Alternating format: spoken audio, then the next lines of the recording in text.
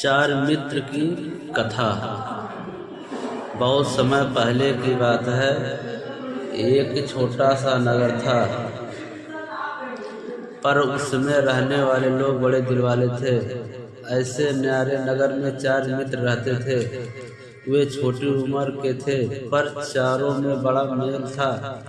उनमें एक था राजकुमार, दूसरा राजा के मंत्री का पुत्र, तीसरा साहूकार का लड़का और चौथा एक किसान का बेटा।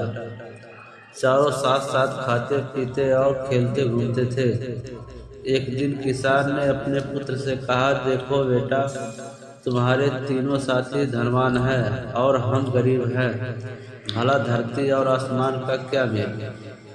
लड़का बोला, नहीं पिताजी, मैं उनका साथ नहीं छोड़ सकता। बेशक यह घर छोड़ सकता। बाप यह सुनकर आग बबूला हो गया और लड़के को तुरंत घर छोड़ जाने की आज्ञा दी। लड़के ने भी राम की भांति अपने पिता की आज्ञा सिरोधार कर ली और सीधा अपने मित्रों के पास पहुंचा। उन्हें सारी बात बताई। सबने तय किया कि हम भी अपना घर छोड़कर मित्र के साथ जाएंगे। इसके बाद सबने अपने घर और गांव से विदा ले ली और वन की ओर चल पड़े।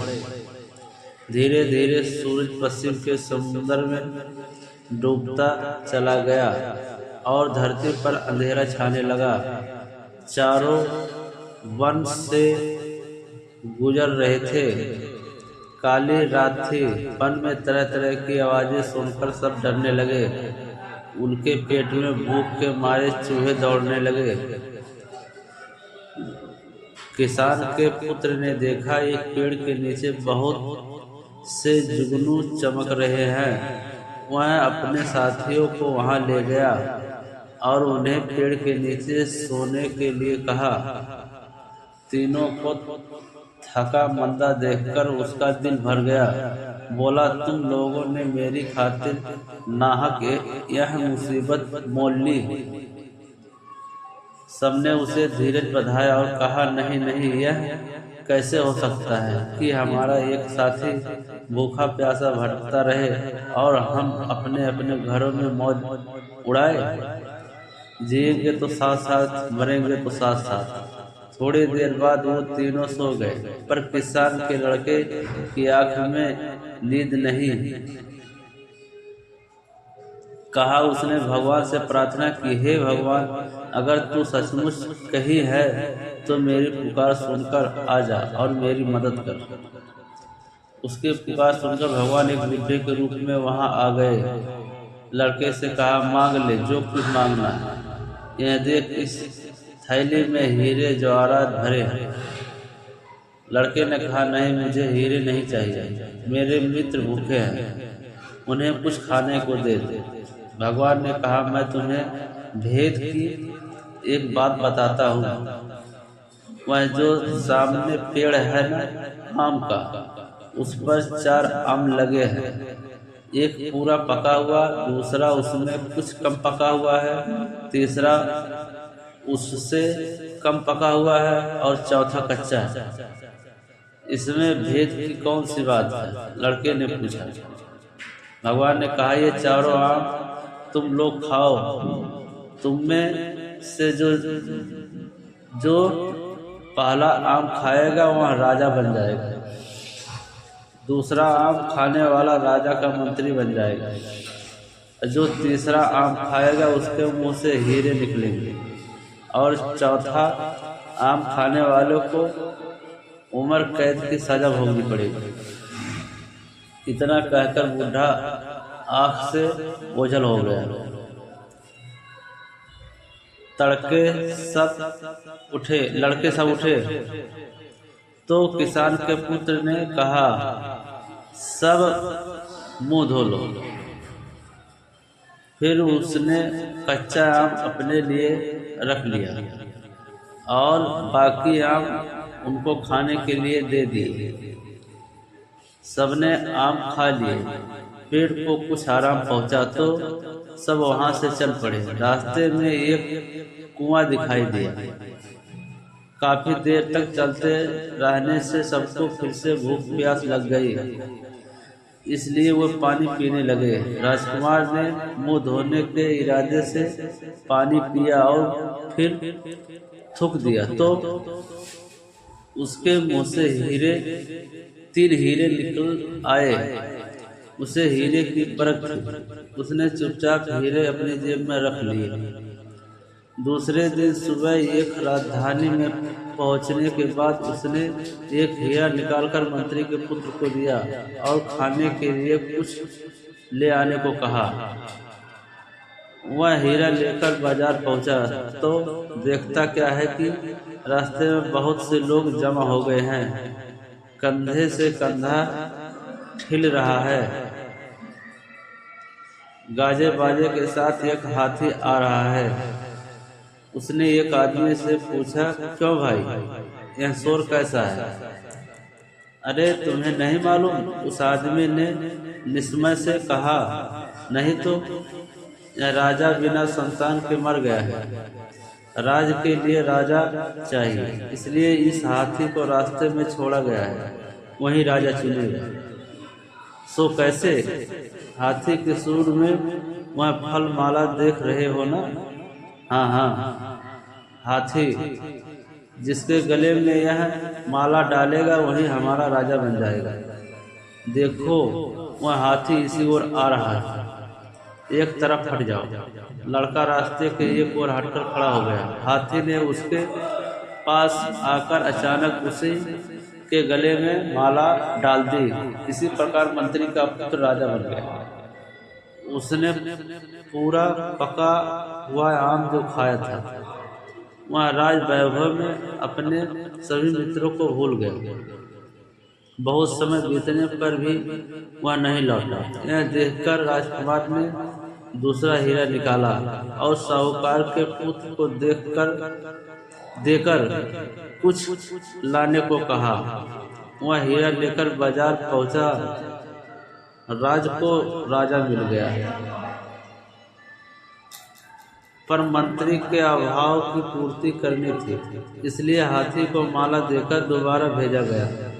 किस्मत की बात, अब हाथी ने एक दुकान के पास खड़े साहूकार के पुत्र को ही माला पहनाई। वह मंत्री बन गया और दोस्तों को भूल गया। इधर राजकुमार और किसान के लड़के का भूख के मारे बुरा हाल हो रहा था। अब क्या करें? फिर किसान के पुत्र ने कहा, अब मैं ही खाने की कोई चीज ले आता हूँ। राजकुमार ने बचा हुआ तीसरा हीरा उसे सौंप दिया।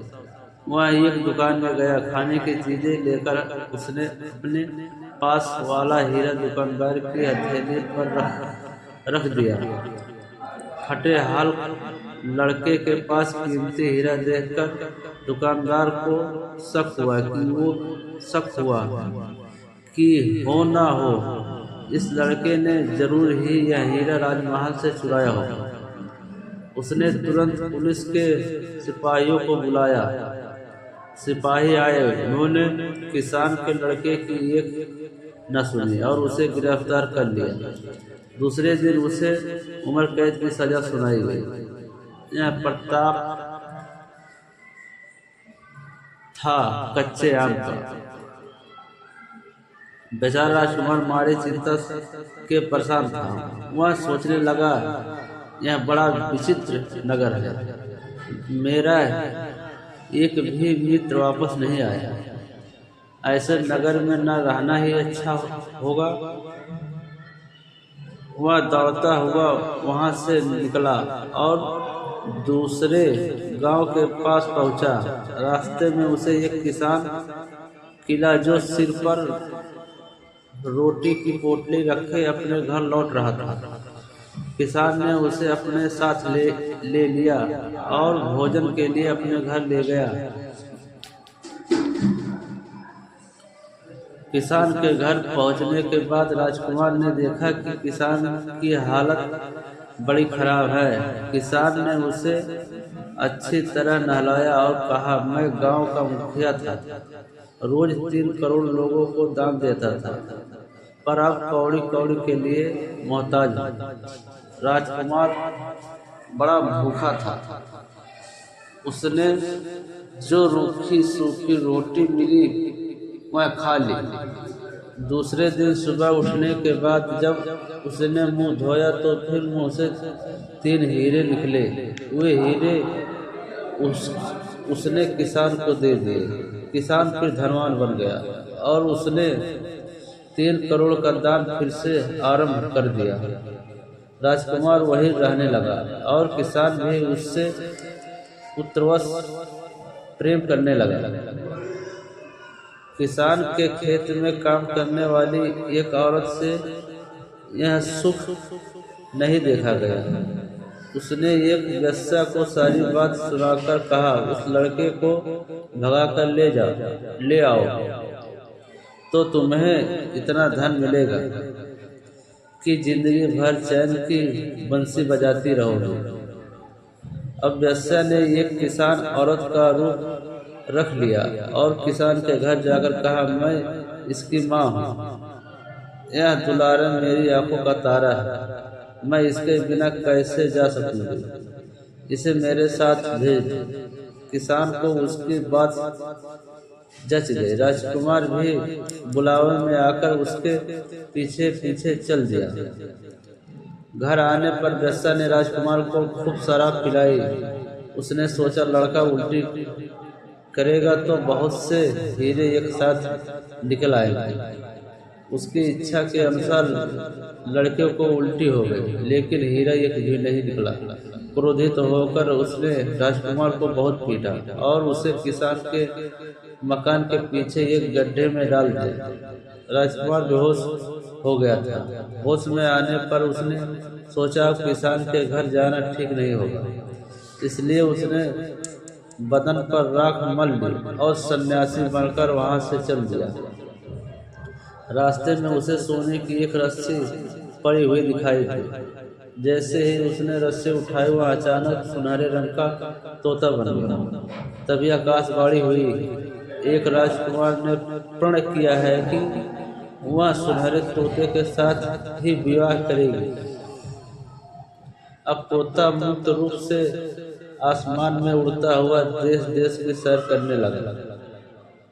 होते होते एक दिन वह उसी राजमहल के पास पहुंचा जहाँ की राजकुमारी दिन रात सुनहरे तोते की राह देख रही थी और दिन ब दिन दुबली होती जा रही थी। उसने राजा से कहा, मैं इस सुनहरे तोते के साथ ही विवाह करूंगी। राजा को बड़ा दुख हुआ कि ऐसी सुंदर राजकुमारी एक तोते के साथ विवाह करेगी, पर उसकी एक न चली। आखिर सुनहरे तोते के साथ राजकुमारी का ब्याह हो गया। ब्याह होते ही तोता सुंदर राजकुमार बन गया। यह देखकर राजा खुशी से झूम उठा। उसने अपनी पुत्री को अपार संपत्ति, नौकर चाकर, घोड़े और हाथी भेंट स्वरूप दिए। आधा राज भी दे दिया। नए राजा रानी अपने घर जाने निकले। राजा पहले गांव के मुखिया किसान से मिलने गया, जो फिर गरीब बन गया था। राजा ने उसे काफी संपत्ति दी। उससे उसका 3 करोड़ का दान कार्य फिर से चालू हो गया। अब राजकुमार को अपने मित्रों की याद आई। उसने पड़ोस के राज्य की राजधानी पर हमला करने की घोषणा की, पर लड़ाई आरंभ होने से पहले ही उस राज्य का राजा अपने सरदारों, मुसाहिबों सहित राजकुमार से मिलने आया। उसने अपना राज राजकुमार के हवाले करने की तैयारी बताई। राजा की आवाज़ से राजकुमार ने उसे पहचान लिया और उससे कहा, क्यों मित्र, तुमने मुझे पहचाना नहीं? दोनों ने एक दूसरे को पहचाना तो दोनों की खुशी का ठिकाना नहीं रहा। अब दोनों ने मिलकर अपने साथी किसान के पुत्र को खोजना आरंभ किया।